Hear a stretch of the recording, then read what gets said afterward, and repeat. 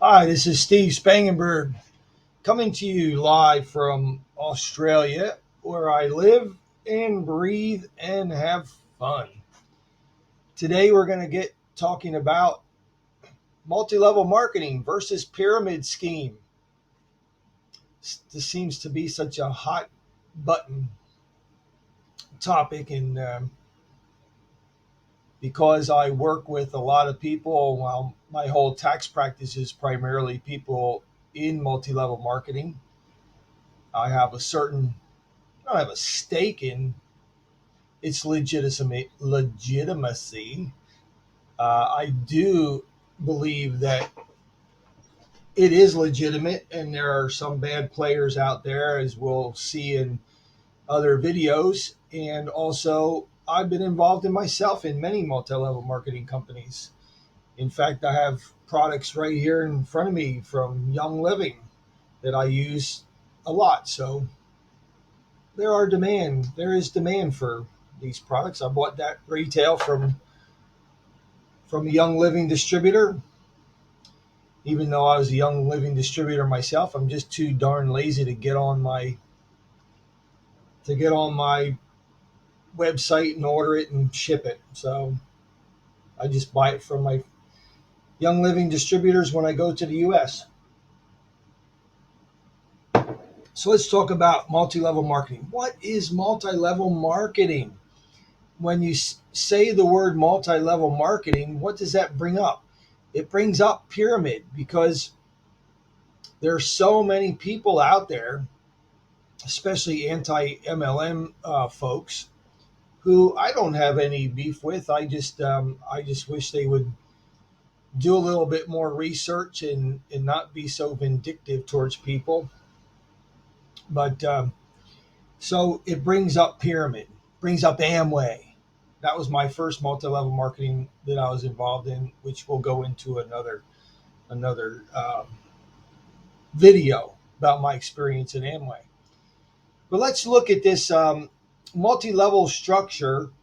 Is basically I recruit or sponsor, whatever you want to say, recruit, sponsor, bring on, sign up people that want to get involved in the company, in the compensation plan.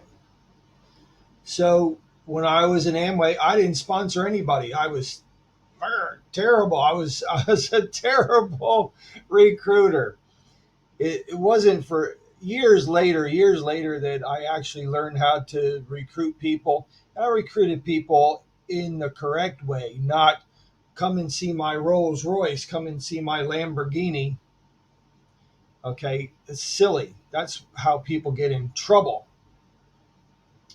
And you'll find out later in the FTC, in their language, in their rulings against companies, that that's when people get in trouble. So we're over 3 minutes into this, and I didn't even tell you what multi-level marketing is. It's just multi levels. So I recruit two people, they recruit two people, and so on and so forth. Now, a lot of people will say, well, then you can only go 15 levels deep before you sponsor the whole population of the world. Well, if that was true, and in theory it's true, but in practice and reality it's not true, because Amway's been around since the 50s. So Herbalife's been around a long time. Mary Kay's been around a long time. So there is no credibility to that endless chain thing. It doesn't work that way in reality. Sorry. So multi-level is I bring in two people, and whatever they buy or use themselves, I get paid a commission on that.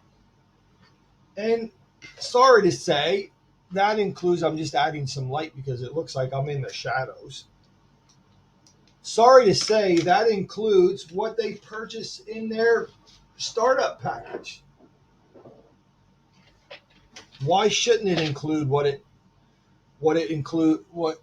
they bought when they first started up? If it's product, that's legitimate. Prepaid Legal got in trouble because what they were doing was they were paying recruiting fees. Look up the lawsuit. I'll talk about prepaid legal in another video. But they got in trouble because they were paying training bonuses, and that's it's not good, because that goes out and makes people want to just recruit people because they're going to get paid for recruiting. When you get paid just to sign somebody up and train them, that's bad. If you get paid based on somebody buying a starter kit, that's product. All right. And the FTC has dealt with that over the years, and you can't, and you shouldn't have anything over $500 to start up in a multi-level marketing. In fact, there's companies out there that you don't even have to buy a starter kit. You can become an affiliate for $39.95. Now, some people even take opposition to that. Oh my God, you got to pay. You got to pay. Well, who pays for the websites? Who pays for all that stuff? You can make it free and then just include it in the price of your product. Then people will be crying that the products are too expensive. Okay? Más o menos. Doesn't matter. One way or another, you're going to pay to have those websites and replicated websites and all that. Now, my affiliate program is for free, but I don't have overhead. I don't have huge overheads. All right. So multi-level marketing, you sponsor two people, you get paid a percentage. They sponsor people, they get a percentage, and you get a percentage of those people, and so on. Some companies pay to infinity, which I think is a bad model. I don't think it's sustainable. And we'll talk about it in compensation plans. Other people pay 5 levels. Other people pay 3 levels, depending on the compensation plans. Now, the compensation plans aren't that complicated. You just have to read it. The average person can just read it and just understand how things work.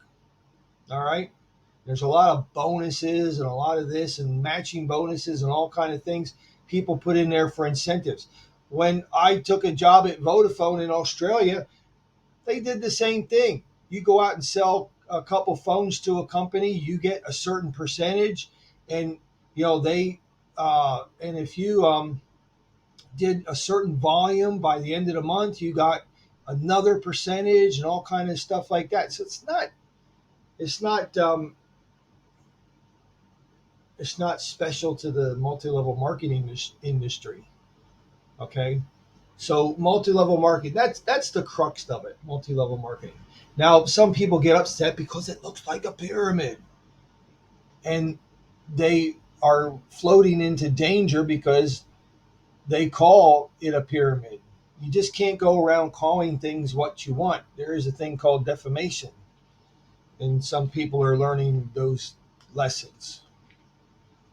Okay, so I did my research, and I've been around this industry now since I was 14. I'm 61. Now, I enabled the Chat GPT. What's a pyramid scheme? And I'm going to read off some of my notes.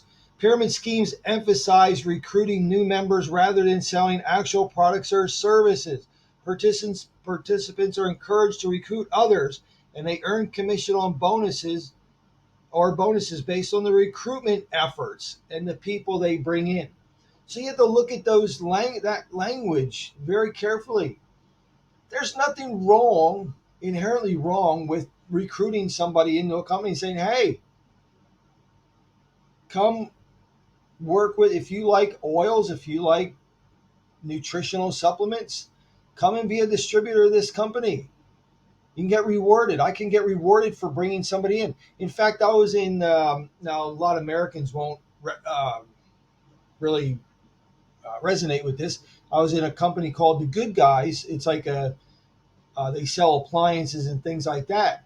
And if you join up with an electricity company, they're going to give you a $250 voucher for The Good Guys for signing up with just the electricity company.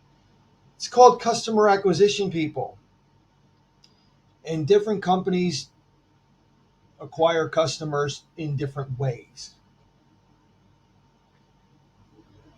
Now, unfortunately, I'm not going to be able to go past 15 minutes because this is a new channel. So I'm going to do as much as I can, and we're going to go to part two. You can figure part two. So there's nothing wrong with recruiting people into a company. The problem is getting paid to recruit, just paid to recruit people. Okay. Lack of real products or services. In many pyramid schemes, the products or service offered are of low quality and have little or no value. The primary source of income is the recruitment fees paid by new members. Now, I don't ever remember coming across a multi-level marketing company that had continual fees just to be in it. There's a renewal fee every year because you have a replicated website and things like that. But I don't remember these monthly recurring recruiting fees. Most, say 90% of the MLM companies out there have auto ships, and we'll talk about those. But their recruiting fees, I never heard of a company that had recruiting fees. So, and then we're going to talk about the products. A lot of people think multi-level products are crap. It's usually the people that get out of multi-level after spending years and years and supposedly losing thousands and thousands of dollars. They call the product crap, but when they were in it, that was the best product in the world. I happen to think most multi-level products are good. I still use them. After, oh my gosh, I first got in Amway in 1989. I still use SA8. I still use LOC. Why? Because it's good. And I pay retail price for it. Is there anything wrong with that? I don't think so. I use Young Living oils. I use a lot of products from multi-level marketing companies. So the quality and the value is in the eye of the beholder. I say, if you think they're crap, they're crap. If you think they're good, they're good. Everybody makes their own decision on that. So I'm going to continue this in part two, and we'll see you on the next video. Thank you.